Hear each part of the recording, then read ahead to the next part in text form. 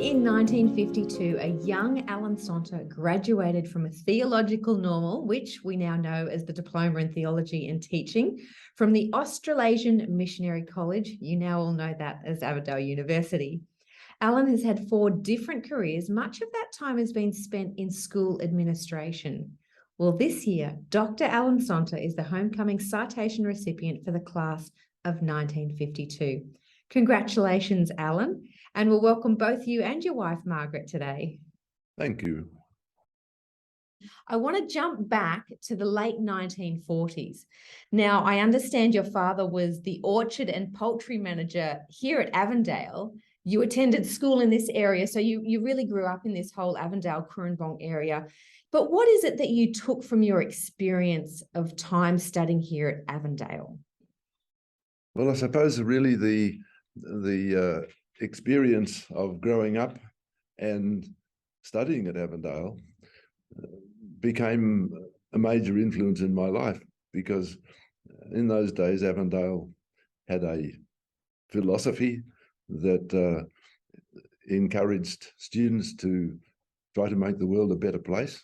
I suppose it still has that philosophy, but in those days it just seemed to show a little bit more clearly, maybe because of the culture of the times. Because remember, we'd only just come out of World War II, and I was attending the primary school during the war here at Avondale. And so I suppose what I brought from Avondale was basically the whole culture of my life that I lived by. And of course, my father was a man of strong character, and I think he influenced me quite a bit.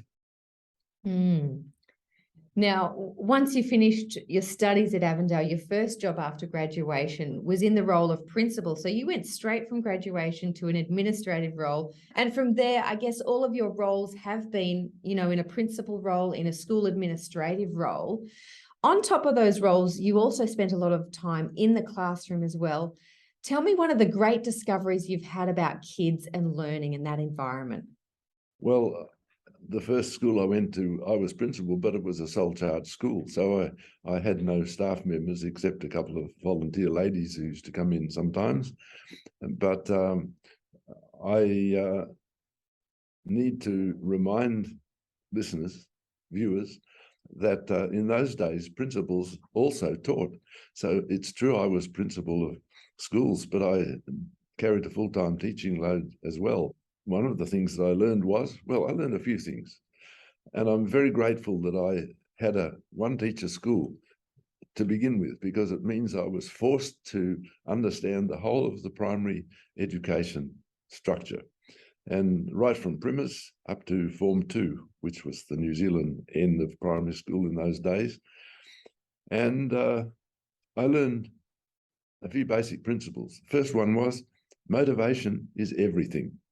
If a student is not motivated, you're wasting your time trying to teach him. Motivation is everything. The second thing is, if you haven't taught a student to be responsible, then you haven't taught him the most important thing he needs to know, or she needs to know. So motivation is everything for learning. Responsibility is everything for the outcomes. You mentioned your time in Fulton, and you and Margaret and your children must have been over 20 years in a lot of the Pacific. So but correct me if I'm wrong, Gilbert Islands, Western Samoa, Tonga, Fiji, and Papua New Guinea. And tell me about one of the great challenges of living in the islands and one of the great joys you had of your time there. Well, I suppose the greatest challenge was that there was nowhere to go for help except the Lord.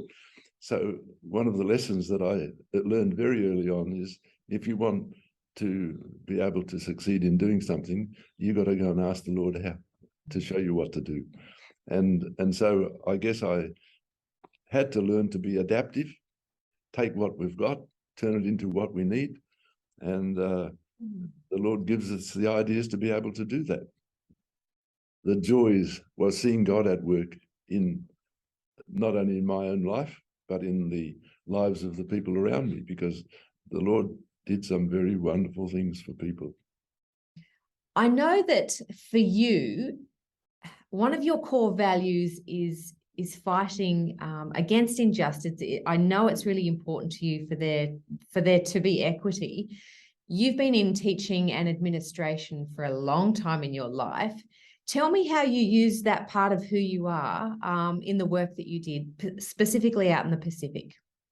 In the Adventist mission work, there are two classifications for workers. And because of the very big differences between the Australian economy and the Pacific economies, what we call the national workers, the workers from the Pacific, their wages were much lower than the others, and their conditions and so on were not as good. And so what I spent my time, much of the time, trying to do was to get some kind of a balance there, so that we were able to do a better deal for our Pacific Island people, and try to help them to realize that they were appreciated and that they were compensated effectively or properly. And I'm sure, no doubt, there were many appreciative people of you, fighting for them and creating that change. Now, Allen, you left the education sector, I believe it was in the 90s, and you started on a couple of very different vocations. One of them was building, and the other was working with therapeutic skin products. Talk about left field. Tell me how that came about. So for a term in 1998 and then the whole of 1999, I was Education Director for Queensland and Northern Territory. During that time, I had a look at the school situation of the Adventist school in Toowoomba, and it was a little primary school, had one teacher or two teachers, depending on how many children any given year. And so we talked to the local church, asked me to be the chairman of the school board in 1997 or somewhere around about there. So I said to them, or one of the members said to me, "What's your aim for the school in 5 years' time?" And I'd never even thought of it. So we talked about it as a board, and we decided we wanted to turn the school into a 12-grade school, P to 12 school.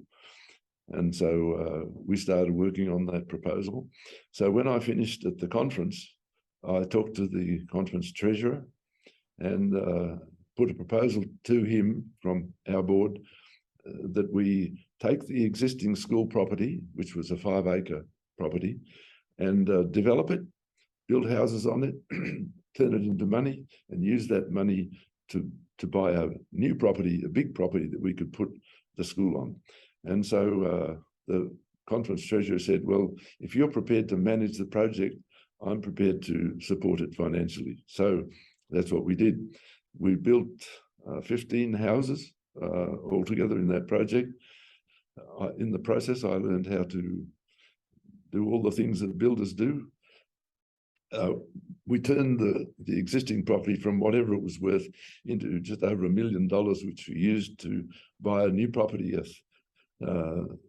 35-acre property, I think it is, 35 acres over on the edge of town. So you saw a need and you filled it in. But was that the case with the therapeutic skin products, or is there a different story behind getting into that? Well, that's another one. When we started to build the church, we realized that we were going to have to take on a fair bit of debt. Turned to my friend who was a naturopath, and he was making a whole range of skin products. And so he agreed to work with us. And so as a result, we started up a company called Necessity Natural Skincare. And our major product was called Fixaderm, which you can find in Better Books and Foods. And I believe it's I think it's the best, although I could be a little bit biased, but it's the best skin repair product on the market in Australia today, I believe. Well, you're looking good, Allen. So maybe I'll have to go and try it. Yes, I use the product for aftershave every day. Oh, very good. Now, not only did you get into building and skin products, but you've also, I guess, dabbled in the publishing area. So in your retirement, you published, I think, 3 books. What inspired you to get into writing? Well, I think the fact that I would tell people stories of experiences, and they'd say, "You should write this down before it's too late." Yeah. So I decided to do that, and I spent a year in 2019 writing, and then nearly another year editing, and the book was published in September 2020. Mhm. And then since then, I moved down here to the retirement village, another little book. Anyway, it's called Survival Handbook for Teachers and Parents. So that's a summary of what you need to know if you're going to have to train your children. It's good if you know this and your kids go to a school, then you can help them. If they don't go to a school, you can teach them yourself. You've told me one of your life highlights is seeing a high altitude bomb test. Now, that's a little bit odd to me. I don't fully understand it. Tell me what you actually experienced. I was working in Samoa at the time. And I know the date, it was the 8th of July, 1962. And on that day, George Burnside began a mission in Apia called, with his first meeting called Heaven, What and Where Is It? It just so happened that the Americans were planning to let off a high altitude hydrogen bomb at Johnston Island, which was 1,200 miles directly north of Samoa on that night. So after the George Burnside's meeting, some of us decided to go to the waterfront, north-facing waterfront in Apia, to see if we could see anything of the bomb test. We expected we might just see something in the far distant horizon. So we went down, and we had a shortwave radio, and we were listening to them preparing for the test. They counted down to the detonation, and as the count went down, 6, 5, 4, 3, 2, 1, and then the shortwave radio went dead. And silently, the whole sky lit up almost like daylight. The whole sky, all over. And we thought that there'd been a terrible mistake and that the bomb had gone off over our heads instead of 1,200 miles away. But we were just wondering what was happening. And this light covered the whole sky, but we saw from the north brilliant blue streaks starting to come up from the horizon. And they went right up over the zenith and down to the horizon in the south. And the first one was just by itself, and then more and more streaks were added to this until there was a whole band of this brilliant blue color from the north over to the south. And we worked it out that it was the bomb must have made the magnetic field of the Earth go fluorescent so you could see it. And for several minutes, this band of blue was above our heads. And then gradually from the horizon, it began to shorten until there was just a little bit of blue left right up at the top, at the zenith. And then that also just disappeared. And people were running around the street saying, "Heaven's coming." So they'd just heard George Burnside's meeting, and now they see the whole sky lit up. So they reckon George has somehow managed to create a heaven on that evening.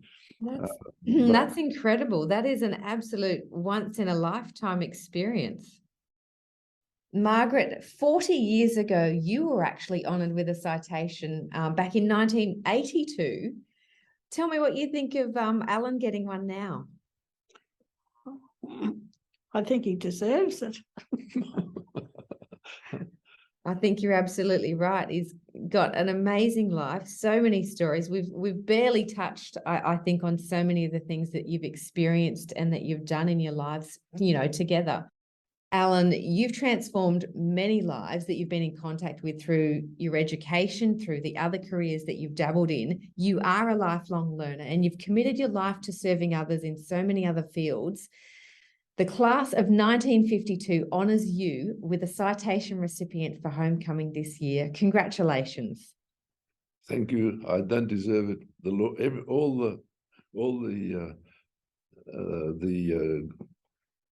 what it's called, glory, if you want, goes to the Lord, because without the Lord, I would have done nothing.